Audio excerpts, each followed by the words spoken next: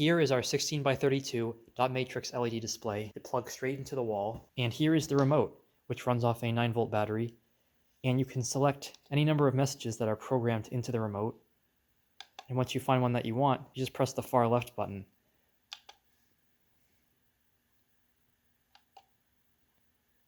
And it scrolls past the screen. Let's say that you want to update customers on the price of a certain product. There is also a parameter you can change with the up and down buttons.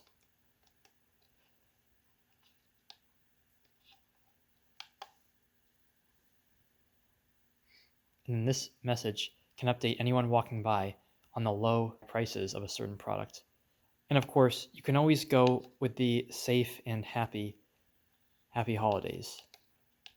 10 out of 10.